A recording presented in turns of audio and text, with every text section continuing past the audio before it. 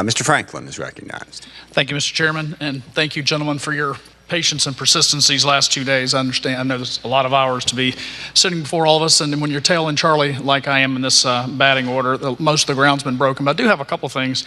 But first, I was kind of puzzled hearing General McKenzie's characterization of our departure now out of Afghanistan as being something other than a surrender.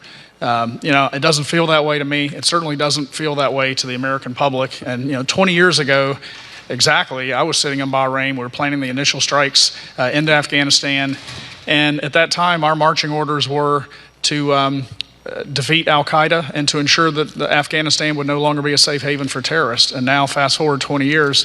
Those conditions, while, General Milley, you said within maybe 6 to 36 months, the country will be ripe again, potentially to be launching strikes like that or targeting against us. It doesn't feel like it's anything other than a surrender. But General McKenzie, you had mentioned that holding Bagram was untenable under the circumstances, and that the Bagram option went away when you were given an end strength of 650. I understand that. I assume that you mean that it was untenable because of the troop limitation. But if you had not been limited, would your professional military advice been to relinquish Bagram? So at a troop level of 2,500, we would have held Bagram, and that would have been my recommendation. That was my position. Okay. So you had also mentioned that there was no tactical reason to hold Bagram. Would you elaborate? I assume that would mean, I don't want to put words in your mouth, but sure. Strategically, would you see a value to us still being so when I said there was no tactical reason to hold Bagram, I was specifically talking about the NEO operation. Okay. So once we went down to 650, and then we were given the orders to conduct a NEO. For the reasons the Secretary and the Chairman have already outlined, the center of gravity of that was actually HKIA. It's where the people are. You got the MOG operating capacity there to move airplanes in and out. I will tell you this, though, Representative. We had a branch plan to seize Bagram Airfield should HKIA have become untenable. But that would have required, as has already been noted, a significant investment in combat power. And Bagram and HKIA never became untenable, so we did not have to consider that plan. Although we had a highly detailed plan to be able to do it, it simply was not necessary because we were able to maintain the throughput at HKIA. And again, had we gone into Bagram, we would have introduced significant additional U.S. combat forces into the country and probably would have provoked another conflict with the Taliban, which would have been a political decision, not a military decision. I understand, political decision. But here it is.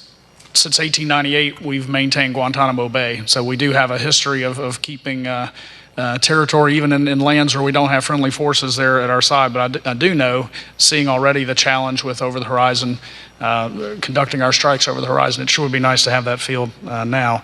Secretary Austin, I just want to wholeheartedly agree with Chairman Smith's comment earlier that we make the decisions in the world that we live in, and we don't have the luxury of having the magic wand. I get that, and that's the world you all face every day.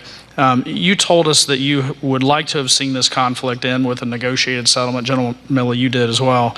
I know there's been a lot of talk about whether President Trump should have been negotiating with the Taliban or not, and that's a different conversation for another day. But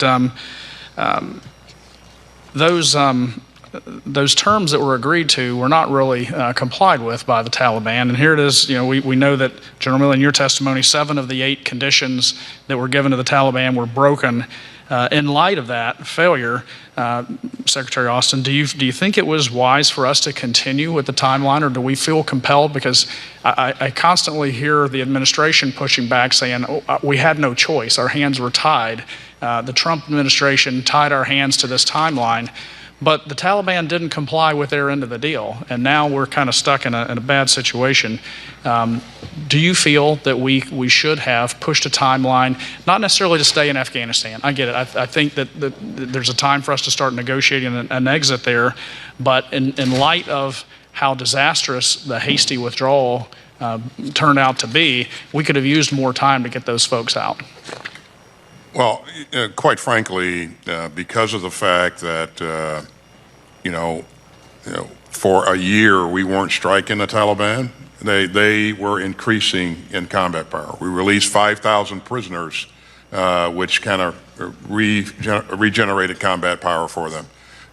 They were able to make advances against the Afghan security forces because, we weren't doing things to fully support And again, I apologize, the gentleman's time has expired. That'll have to suffice.